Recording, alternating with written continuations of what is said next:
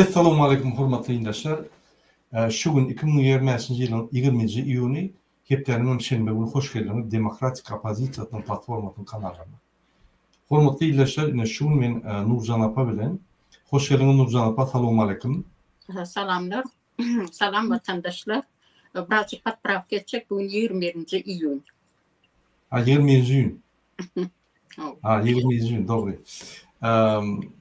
Biz şu gün ine Türkmenistan'a, Özbekistan'a, Türkiye'de siyasi tutarlarda yatan bizim aktivistlerimiz, iyileşlerimizi kollamak için yürüyte çıkış ediyet ve şunun azatlarını talep ediyet.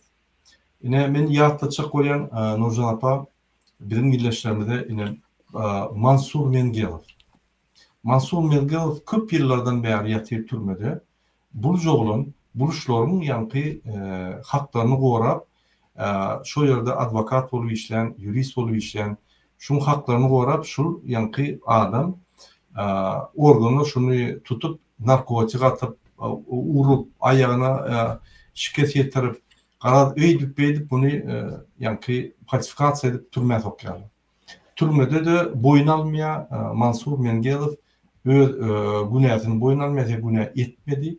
Yine şunun için Mansur Mengelov şunku gününe bir güne cinayeti işi suut edilmedik yağdayda yıllar boyu yatıyor şöyle. Neyse 15 yılın köprü yeme geçti. 13 yıl. 13 yıl. Neyse yıl verildi şu an Nurcan apa? 22 yıl. 22 yıl verildi. Ödem neyem için? Adamın kanun için. Yine ümit verin. Türkmenistan'la kanun yok. Türkmenistan prezidenti kanunun kepili değil. Konstitusiyanın koranı yok. Halka hiç hizmet edin yok. Kayıtıp konstitusiyanı beca edenler, konstitusiyanı yani konstitusiya kanunlarını yürüyenler tutup basıyor. Men şunun için ne diyen? Bunlar banditler. Ganhor Kurban Berdimuhamedov Niyazov öldürüp gelen adam. Öz oğlunu falsifikasyon usulüne getiren. Öz oğlan gelibim yine Serdar çalışırlar, kovulur Serdar adamlar yani kovulu istiyadat diyenler ne doğru? Serdar gelin olsa, eğer doğrultuğunun olsa, adaletli olunsa derru bir günah adamlar türmeden boşadır. Kim boşadı? Kim ziyatka veriyor, kim para veriyor, ol hükümetten pul olarak kaydanlar ne şöyle adamlar boşadı yönü hakiki adamlar için hizmet eden adamlara, haklarını koruyan adamlara, günahı yok adamları kayıtıp ikinci sırayla, üçüncü sırayla koyuyor noktaya korku yaşar orada. Şolar Kurbanlı ve Serdar Berdimuhamedov'un kanun bozayanlarını suud eder deyip korkuyalar da koyuyor noktaya. Borxanov Allamurat Han Geldiğiç. Borxanov bizim devlet halk hareketimizde video uğrattı, biz video gördük. Yine şu mesafesinde bir uğradan videosu için tutulup yankı şunu cinayete çektiler. O cinayette de birbirine vuruştu. Karal melke prestüpleni yankı yengil cinayeti şeklinde 4 yıl kestiler. 4 yıl yine bir idarlak görmedi geçti. Eğer koyuyor mesela biz yeni hatlara başlamadı. Şunu oğlan Borxanov bir güne Allah'a Murat Han geldiği şunu koyuvermeli Türkmen hükümeti. Eğer yüreğine adaletli var olsa bir güne adamlar koyuvermeli. Düşemov Murat Yevşemovich. Düşemov Murat dedim bilişini yani Türkmenistan'da koronavirusun yoktuğunu bağırdığını tuğut edecek olup bir toprayla var o yerden yankı video düşündüşüne alacak olup şun etatına tutuldu ve şuna ben yanlış mı 4 yıl kestiler ya 5 yıl kestiler. 4 yıl. Şunun vakti yine 14. iyun'na bu torda yani. Nasıl yapalım? Yanlış mı tam? 14. iyun'na bu torda şöyle öğüne varmalı. Yine de kamerada yine beyliklerini vuruştu, eğitti deyip yine şuna advokat verip inatatını koyuvermeyen advokatın yani adam koyuvermeyen kanunları olup şu inatatın kanunları olup düşemin yine bir kadar kanunlarını olup yine de şunu yankı suuda eltip yine basacak var. Yine Serdar Berdimuhamedov nerede sen? Sen kimin kapili? Konstitusiyan kapili mi? Kimin kapili? Ya doğun kardeşin şampanmin kapili mi? Şunun garanti mi? Şunun uğurlukluğunun garanti mi? Hormatly ilişler. Gelin yerdelin Serdar Berdimuhamedov näme diye prezident olup gelene gelin şonu birinci seyredelim ve ondan sonra gepleşiyor devam edelim. Prezident saylovlarda halkın setlerini oğurlan kezzap Kakası tarafından Türkmenistan'ın prezident vazifesini Sovet hükmüne alan Türkmenistan'ın Biykanun prezidenti Serdar Berdimuhamedov sözsüzden aydıverin.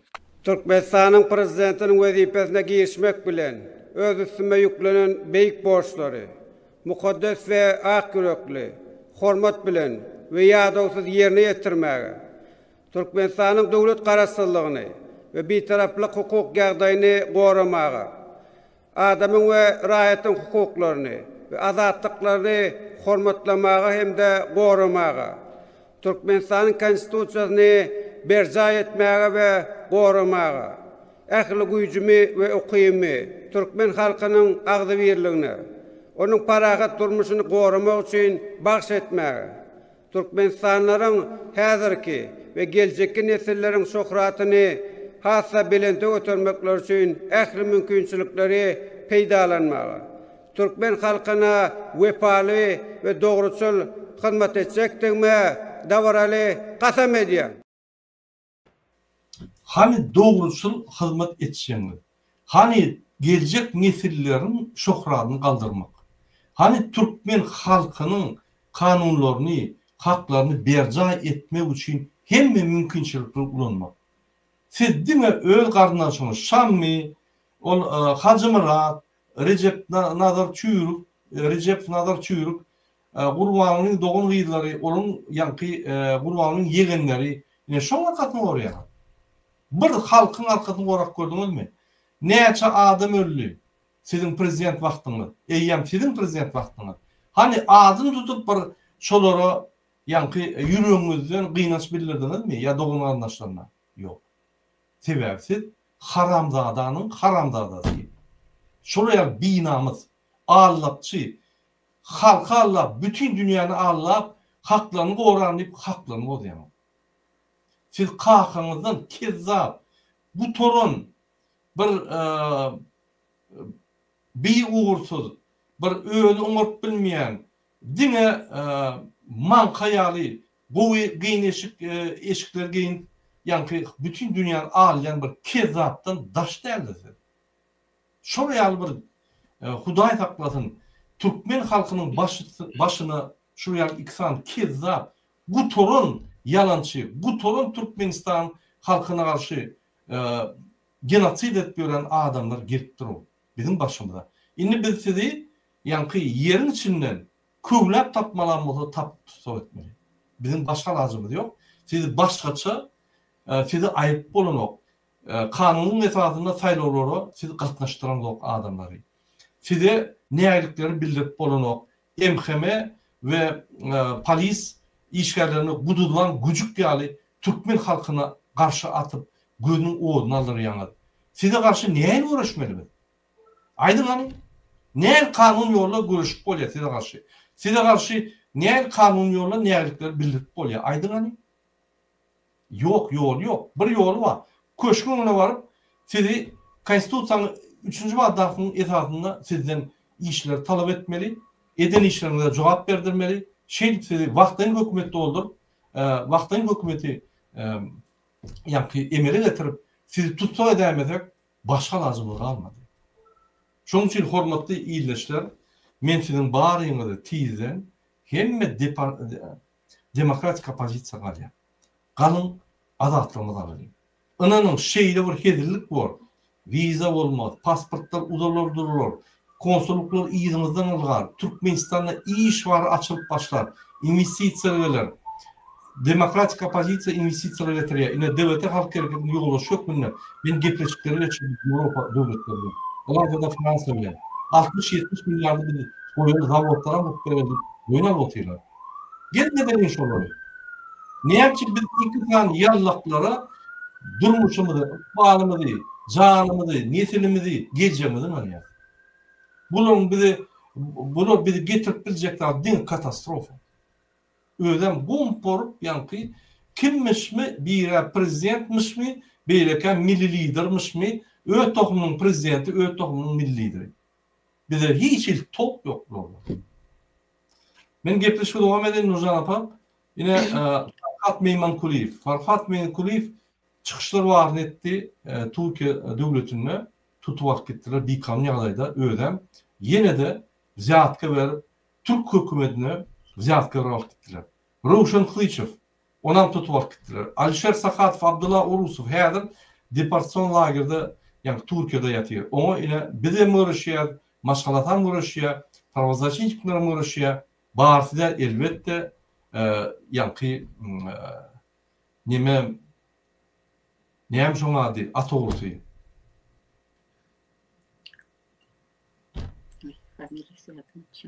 Gerli Karizov ýalyklary görüşmýär, olar hiç wagt halk üçin görüşýänler. Özüň 7 milliardyna görüşýänler, halk üçin görüşýänler. Yine Merdan Muhammedov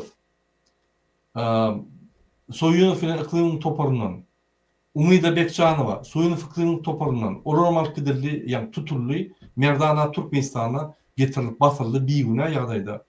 Yani suud etmeyen şunun eden işlerini suud etmeyen bir güne basılıp gitti. Umida Bekcanova häzir deportasyon lagerinde. Cuma Sapar Derdebayev bunu terörist diýip hata edip bolmasa ol meçhitlerde ýatyp ýören namaz okap, 5 wagt namaz okayan arsa bolar. Näçip dini görüşýänler tutmak diýerler. Dini görüşýänler ýa adamlaryň haklaryny bir adalatlyga garşy görüşýänler akdy diýerler. Men ananyň şeýle bir aýdyndy. Türkmenistan şular iksan atalı şeýle bir döwlet ýasadylar da. Ogur bolsaň, awraň var. Ogur bolsaň döwüşiň açyp getip bolýar, oňa ziyatka berip ýöne hak talep etsen, adalatlyk itlesen, kanunçylyk itlesen, konstitusiýa ymtylyp hereket etsen, tutulup basylýar. Egerde bir ýeriniň hem haklaryny gorajak bolsaň ýa-da bir ýerini gollap berjek bolsaň, onu da tutup basylýar. Bu näme döwlet bu? Biz Sovet Soýuzyna da bu roýalat ýokdy. Bu näme getirdiler Türkmenistan'a? Biz Türkmenistan'ı emele getirenmede 90-njy ýyllar bizim azatlygymy köprek bolur, hakkymyz köprek bolur. Indi Sovet Soýuzynyň aşagyna çykdyk diýip etsek, beter şunuň gullary bolur. Beter, ýani Sovet Soýuzynyň beter bolur. Nurcan apa, siz näme pikir edýäňiz? Bizim ýagdaýymyz üýtgedimi? Bizim ýagdaýymyz kynlaşdymy? Bizim ýöneköy adamlarymyz basyp gidip otyr häzir, ýa-da öz haklaryny talap edýän adamlar. Näçe şu zatlar bolup geçýär? Öz aýdym. Doğru diýäňiz. Hatta beter boldy. Ýyl-ýyldan beter bolýar. Yani jurnalistikaların, blogerlerin, opozisyonерlerin ağızlarını yummak isteyenler, onları deportasyon lageri atýarlar, ya da Türkmenistan'a iyi verýärler. Türkmenistan'a iyi verse de özünüz bilýäňiz, o ölüm bilen garşy bizim oğlanlarımız. Indi bir ýerde näme diýjek bolýar? 16 Ağustos'ta 2021 ýylda Murat Düşemov her ýyl aýplamalar bilen türme içine atyldy. Ol oğlancık diňe şo Covid'in bar wagtynda şonu suud etjek bolup neme öňe çykdy. Onu ejesine tanjyma götürýär. Yani 193 ülke hemmesi Covid var diýip tasdikleýär. Bir de halkyny gorýarlar, sanjym edýärler. Diňe Türkmenistan Covid yok, bizde yok diýip ol ýüderligi ýaktyryp adamlary aldap, şeýdip näçe adamlar öldü. Ýokurdan seredilende awjydan otayda mezarlıklar gaty uly giňeşläp gitdi şo döwürde. Ýene de boynuna almadylar. Hatta maska agzyna dakyan adamlary universitetga basyp ýa-da pul jerimesini berip şeýdip adamlar helaklediler. Ine şoň üçin bir görüşen oğlancık Murat Düşemov. Onu da 4 yıl ceza verdiler. Olam LBK 12 Seydi'deki şu yerde yattı. 4 tane bizim yine de o tayda opozisyoner oğlanlarımız vardı. Hatta bir halk verdi. Halıkıp ana oğlancığım o tayda yattı hovu. Oğlum inha orsların dişyalı adzvanka dazvanka yattılar. Hatta içinde yatırka 4 tane oğlan olup onun Birleşmiş Milletler kurumasına hatam yazıp yüzlöndüler. Yöne bir haramzade Dmitri Şlapachenko diyen pastayanı koordinatör onun önüne. O hiç yani bu hata cevap vermedi. Cevapsız kaldırdı. Yani oğulların yadanı boş oldu. İni bu Murat Düşemov sonki aylarında Hasan ödünü dikkatli seyredip hiç bir naruşayını etmen sebebi biliyor. Eğer de böyle bir gıytak seyretsen hem iyem sana statya verileceğini biliyor. Sebebi bizim sistemi organdaki şeyle işliyor.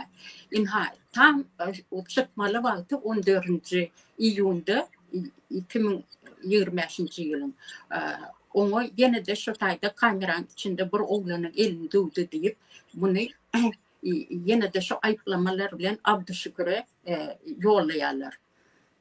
Oğlum elbaka D drop 9.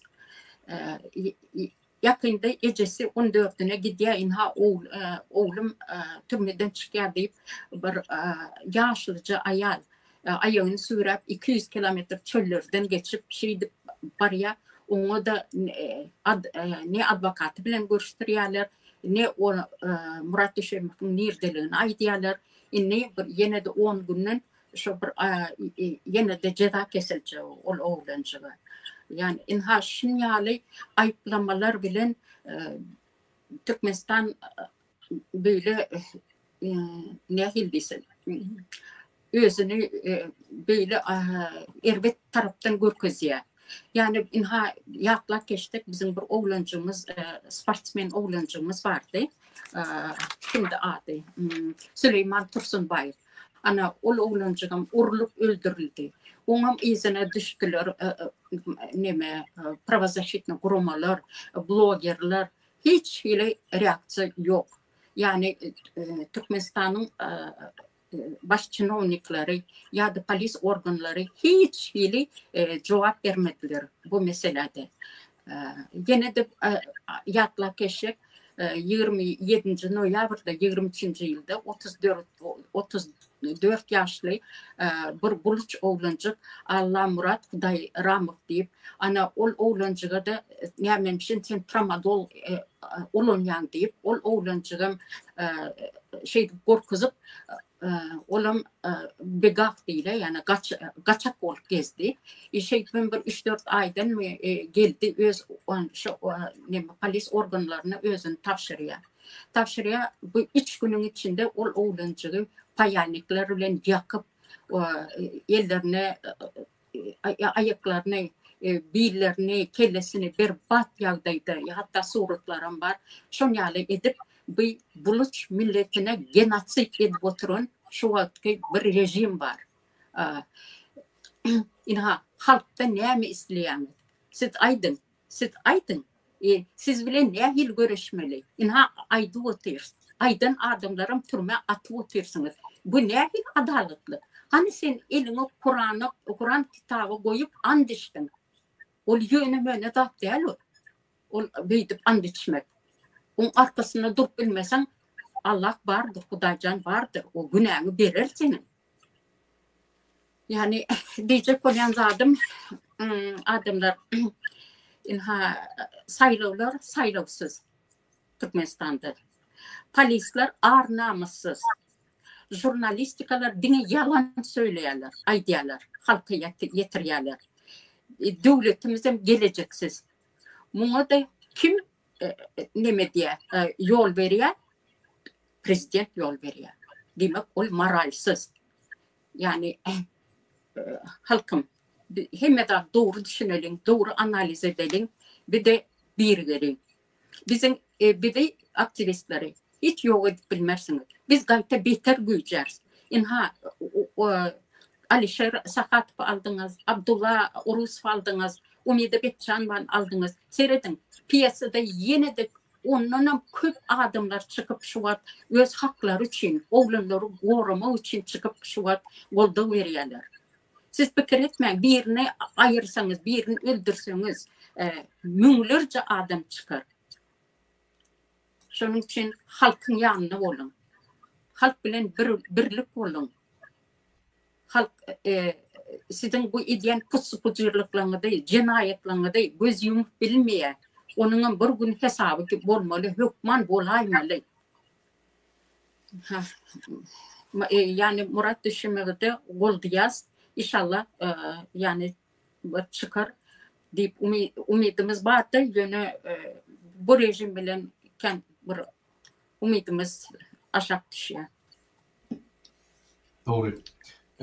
Hormatly vatandaşlar, men ýene bir ýatlaşyk geçek bolýan ine Mansur Mengelov, Gorkhanov Allamrat Hangeliýewich, Awezow Murat Rejepbayevich, Düşemow Murat Yekşemovich, Farhat Meymankuliýew, Ruşen Klyçew, Alisher Sakhatov, Abdullah Urus, Merdan Muhammedow, Umida Bekjanowa, Juma Zapar Derdebayev şoň hemmetiniň haklaryny gorumana we adalatly işlerini seretmegine we şular biýüne ýagdaýda tutulurlar.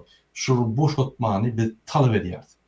Biz Türkmen hökümetinden şulary boşaltmany talep edýär. Biz Türk hökümetinden siz bütün dünya konvensiýalaryna gol çekdiňiz. Adam haklaryny gorayan, adam haklaryna hormat goýan, siz bütün dünya adam haklaryny we građan haklaryny we siýasat haklaryny gorayan konvensiýa gol çekdiňiz. Deklarasiýa. Şu deklarasiýanyň esasyna siz Alisher Sakhatov, Abdullah Urusov ve Umida Bekjanowyň hökman suratda goýbermeli. Siz Türkmenistana olary iýermäne hakyňyz ýok. Siz Türkmenistana iýerseňiz, siz Türkmenistanyň diktator rejiminden tapawlygyňyz ýok. Şonuň üçin biz Türkiýe hökümetinden talep edýär, kanunlaşyp, kanun esasyna şu adamlara egerde siz siyasi bossunluk berip bilmeseňiz, Ýewropa döwletlerine iýermeňizi biz sizden talep edýär. Ýewropa döwletlerine şu adamlar arky ýagdaýda bossunluk atdylar we öýlerini azat ýagdaýda saklap biler. Eger şu adamlar Türkmenistana iýerse, siz şu adamlary günü ölüme ýerýär. Şonuň üçin biz Türkiýe hökümetinden talep edýär, Türkmenistana iýermeliler. Başarsaňyz hiç ýere bermeň, başarmasaňyz bir üçüncü döwlete, Ýewropa döwletlerine uğradym. Ine hormatly ýerleşler, men ýene bir ýatladýan Türkmenistany basyp alan ganhor Gurban Berdimuhammedow Niýazowy awlap öldüren we onsoň öldüren eginleşlerinem türmäge batyp ýok eden adam ýuwaş-ýuwaşdan Türkmenistan basyp alyp bandit bolup öz bandit toparyny döredip ýanyna oğluny usiliyene getirip onam falsifikasiýa edip setlerimi dogurlap prezident edip inni gyýyny usiliyene getirýär. Başaran o. Oğlu boş bolup çykdy, boş baklaşka. Kartinka. Başarman gyýyny hökümete getirip bular hökümeti öz huzursuz melligi edip ýatadylar.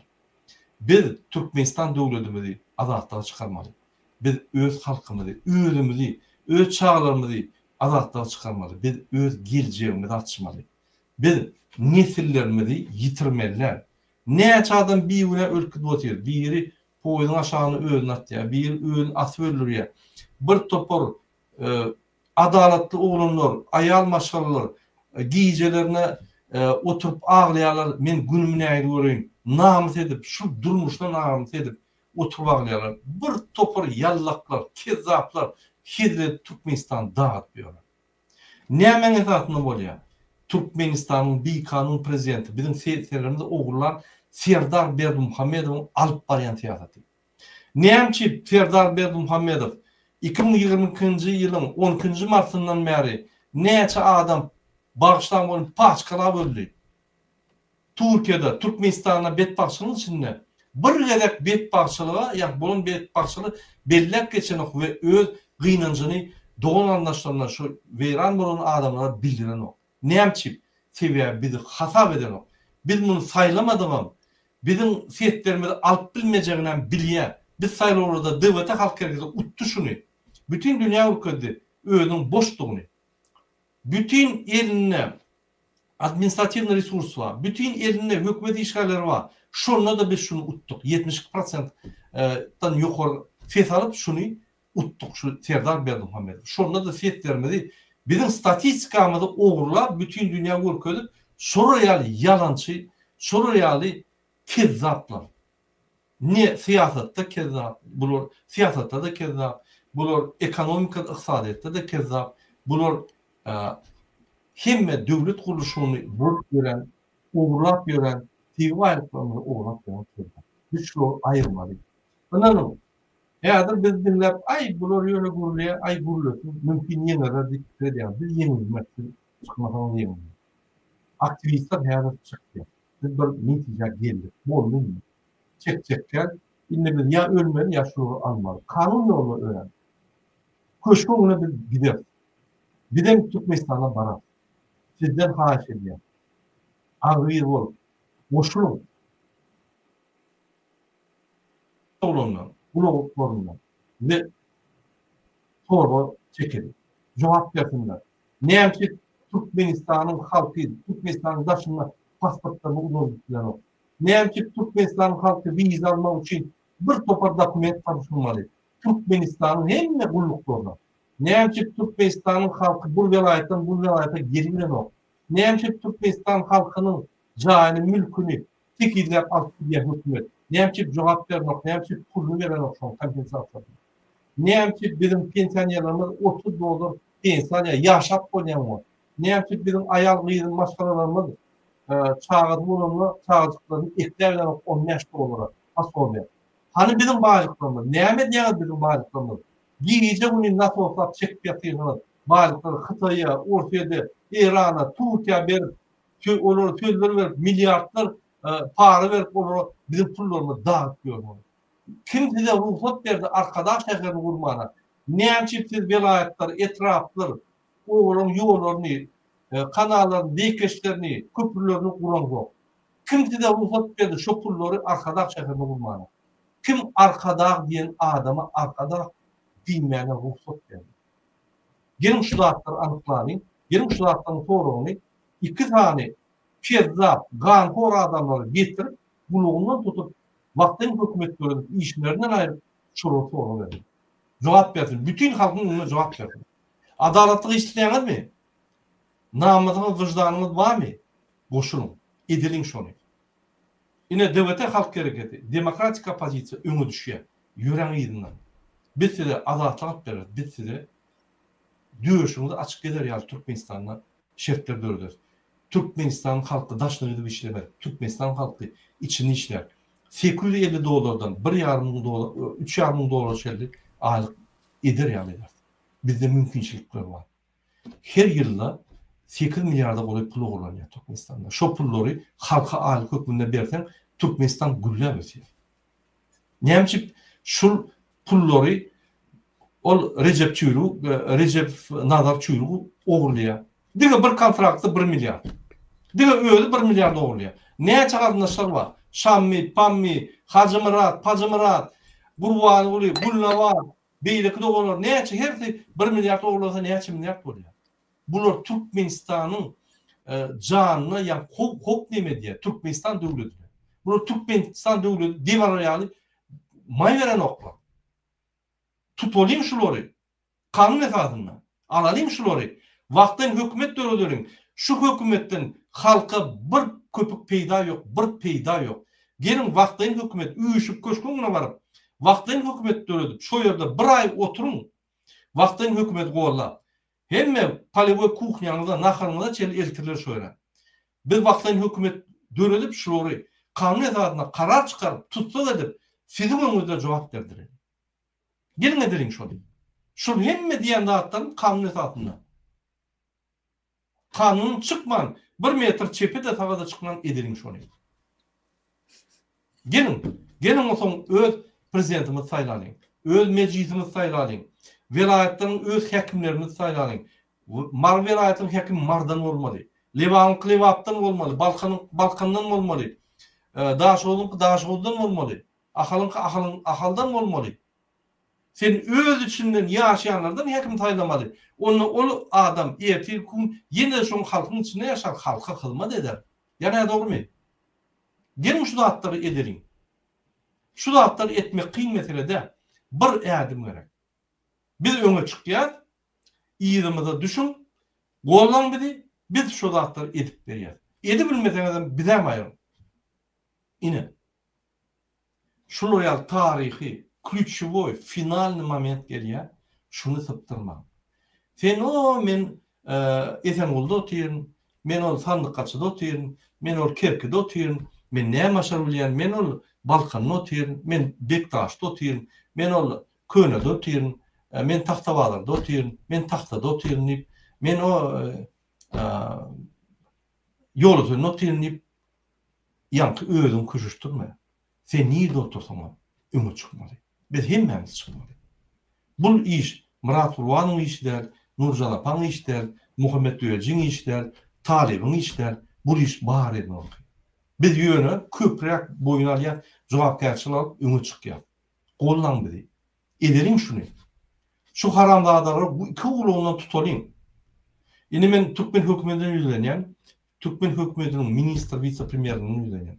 Näme haramlyk edin bolsaňyz, egerde halky bollap, şul iki sany kezap tutup etmeli kömekseňiz, hemme güneňiz geçýär. Ene gowy, ýani halk bilen agbyr bolmak üçin gowy bir variant. Şundan beter, şundan gowy variant bolmaz.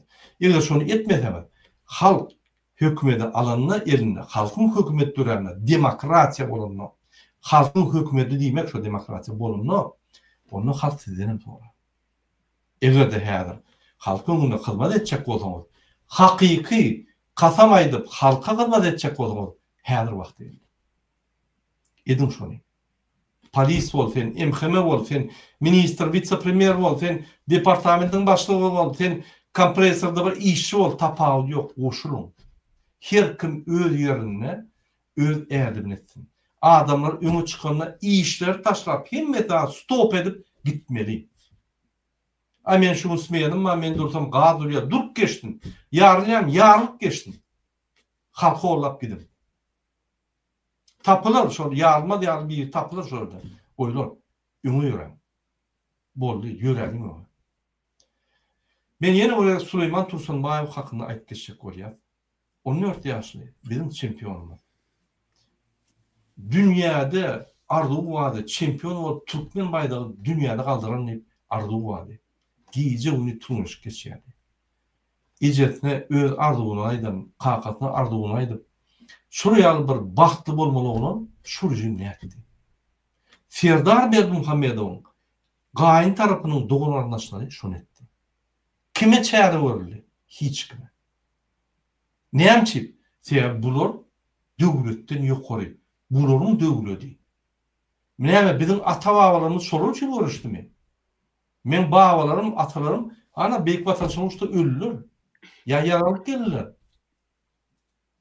Bizim en atalarymyz eşek ýaly işläp döwleti galdyrdylar. Giýje uny işläp, kakamyzy göremdi o. Giýje uny ýanky ekran meýdançygynda, paxta ekip paxtany ýanky planlar doldurup giýje uny şöyle göremdi o kakamy. Ol eden hyzmatlar näme şul bir çürük tokumun için edildi. Sizin hem doğumlarınız şey edildi. Kakalarınız, atalarınız ulu vezifede işleyip ya da kampanyor olup ya da nimeler olup dövleti kaldırdık. Nemin şuraya verelim, padarkı verelim. Ben haýyş edýän. Kim prezident bolsa şo bolsun. Kim meclis bolsa şo bolsun. Kim deputat boljak bolsa şo bolsun. Häzir çykdyrlar. Görkezdirler halkyň öňüne. Öz ýanky aktivistleri. Halk şu zatları berler, sizi ýanky hökümet saýlar. Açyk saýlaw bol. Kim tutsa şol tutar.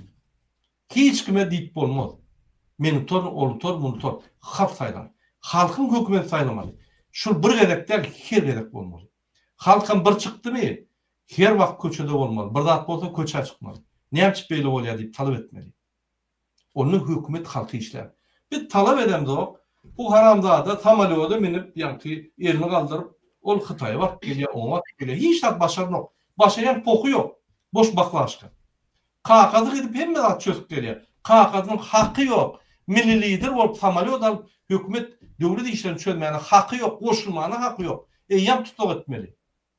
Onun gıyri gidip bizim samaliyotumuza, bizim pullarımıza bir neçe $100.000 soğuk beylik devletleri önüne reklam ediyor. Öyle hükümette işlerini o adam. Neyemçi şunun için Serdar Berdimuhamedov işlerinden o. Atstavka vermeli. Neyemçi hiç kımaydan o. Neyemçi bir yanlaklı vurulan o.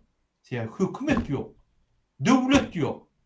Minister yok. Vice-premier yok. Kıyışlat yok. Hemmeti yallah.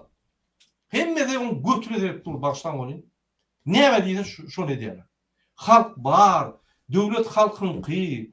Yani bizim devletimizin atavalarımız bir topar zatlar etkitti. 99% devleti kurup gittiler.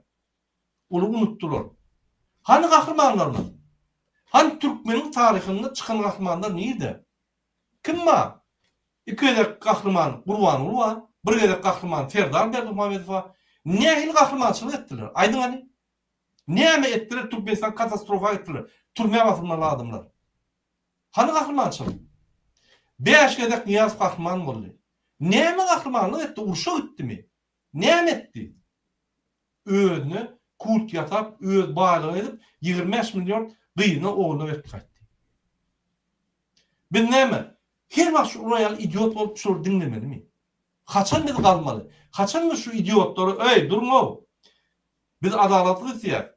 Türkmenistan bağlı halkı gitmeli. Her adam şopullardan peydalanmalı. Her adam kredi, yani prosentsiz kredi hükmünde ya da yöne bayrak hükmünde şopullar peydalanmalı. Neyemçi bir çürük tohum şopullar alıyor. Neymen esasında? Bir kontraktın Recep Nazarov çürük 1 milyar alıyor. Hani siz 1 milyar alıp gördünüz mü? Manatta kaçar. Yok. Almar sana. Hiç vakt. Ömür çıkmaz sana. Şunun için size diye. Bay olun. İşlen. Öylünün, durmuşa çıkın, azat yaşan, çağ edin, sadak edin. Türkmenistan'ın içinde ne emetseniz edin, sizin devletiniz. Devletinizi elinize alın. Boy bolle edeli şu kezzaplara devleti verip biz bütün dünyada maskara olduk. Tizden demokratik kapasitesi oluyor. Devlet aktivistleri öne çıkıyor. Beylik aktivistleri öne çıkıyor. Sizden haş ediyet oğlan. Köşkünle bir ay yaşamalı olmasa yaşar. Durur. Vaktayın hükümet durur. Vaktayın hükümet gücü yiyence şöyle durmalı. Bir durmalı şöyle. Bir 100 minlap durmalı. 200 minlap durmalı şöyle. Şey deyip biz kanun esasında kararları çıkarıp şuraya yatırırız. Karar esasında. Kanun esasında. Konstitusiyanın 3. maddesinin esasında yatırır şuraya. Ve şuraya yatıran sonra biz şuraya cevap karşına çağırır. Ondan sonra biz vaktayın hükümet sayıları ıglan ederdi. Konstitusiyanın esasında istenli adam sayılara katlaşır yani. Mümkünçlüklerdir. Avrupa, Kazakistan, Rusya, Xitay, neyden şu adam geldiğini olsa gelip bağladın. Prasraşner. Utu. Konkurensiya esasında. Utmak için kapıma kapaylanırlar. Size haş ederler. Programmasını düşündürürler. Sizden haş ederler de birinci gerek bir öz seslerimizin muhtarını bilir. Ölçüğünü bilir. Gelin edelim şu an. Nurcan Apa, ben açık köpüm vurladım. Size söz vereyim. Doğru diyeniz. Bir türmelerde yatan adamların hosarları var. Ya da studentlerin hosarları var. Hemimiz cemlenişmeli. Sebebi hemen neyilelikler otaydı. Cinayetler otaydı. Hakkımızı talep etmeli. Talep etmesek biz beter çukurun içine gömülüp gidiyiz biz.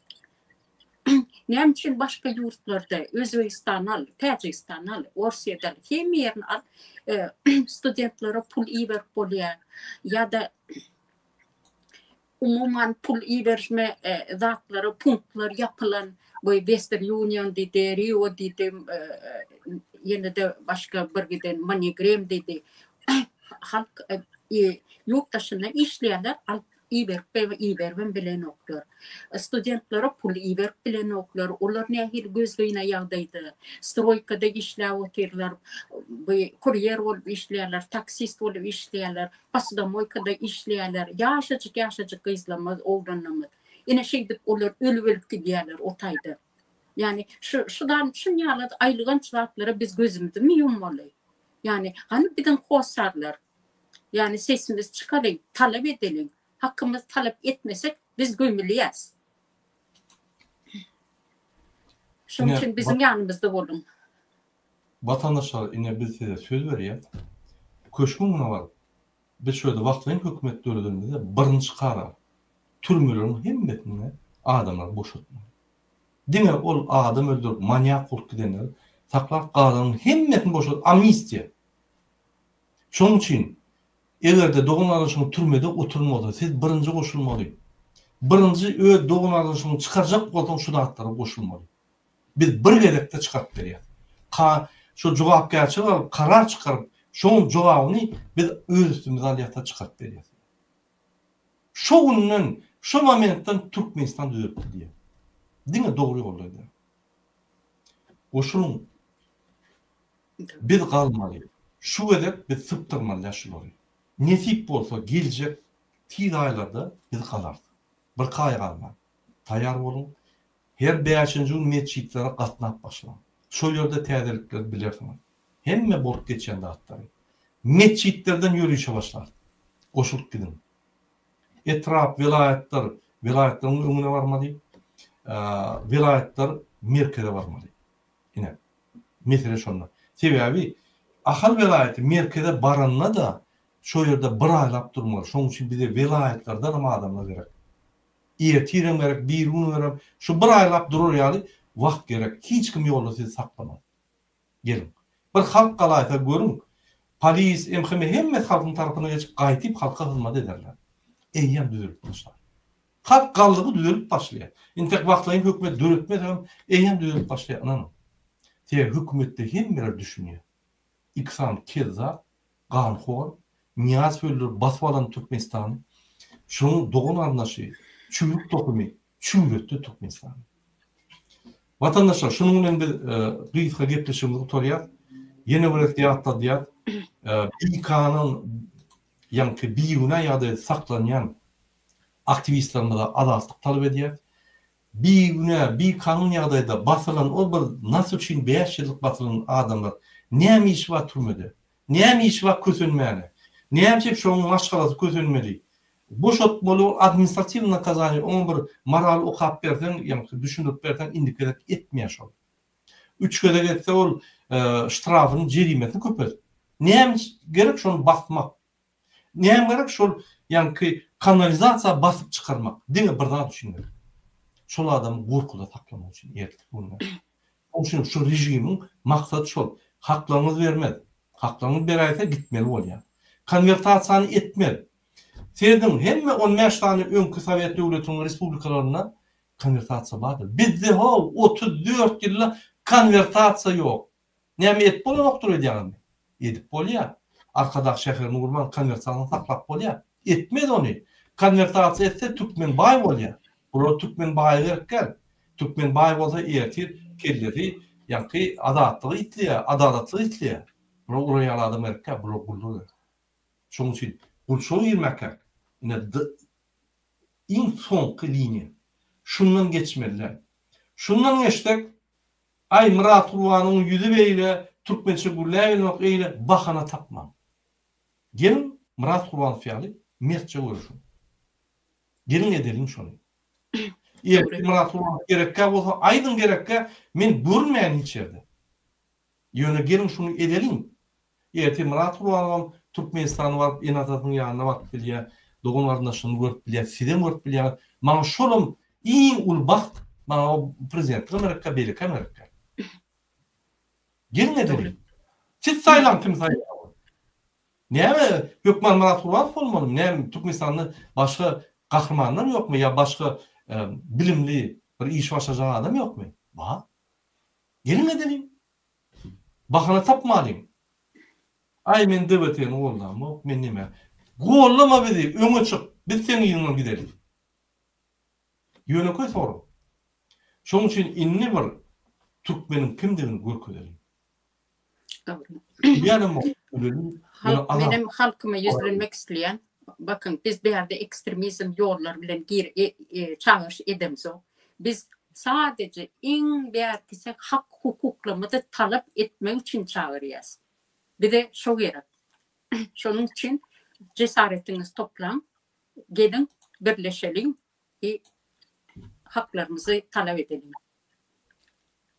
Adamlarımıza doğuşalım. Şunun efiri yapaýalyň.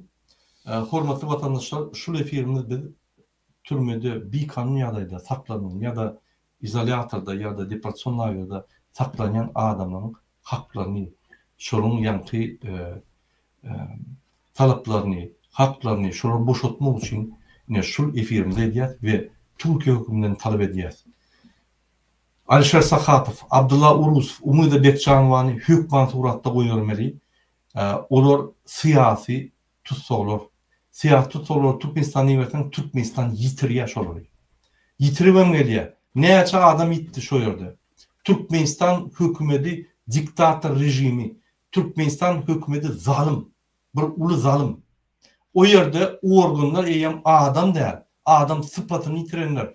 Türmelerde adamın üstünde edýän, ýanky gynýan zatlaryny ol adamlar etmeýär adama olar ýaly. Adam sıpatyny yitirenler olar. Binamytlar. Şu zatlar biz düzeltmeli, hormatly watandaşlar. Türkmenistan'ın içinde bir topar biýüne yatan adamlar var. Onu boşaltmaly. Türmeleri boşaltmaly. Bizim halkımız ahiri ucunu azıcık Google'ni açıp, açık erkin yaşak koymalı. Biz şunu halkımıza vermeli. Şunun ve näme biz efirimizi tutarýar. Nurcan apa aýtjak diýjek adam bolsa aýdyn, bolmasa hoş sağ bolun. Aydyp geçti. Yani türmedäki yatanlara bir de deportdaky yatan oglan gıydlamada adaptlık talep edýäs. Международное сообщество, обратите, пожалуйста, внимание на происходящее. Те, которые задержаны, просим вас отпустить. И мы в том числе отправляем письма. И, пожалуйста, относитесь серьезно к этим письмам и дайте нам положительные ответы. Мы очень требуем и хотим, чтобы освободили наших ребят. Onu näme? Hoş sağ olun, hormatly watandaşlar. Innik gepleşikler çelim. Sağ olun. Hoş sağ olun.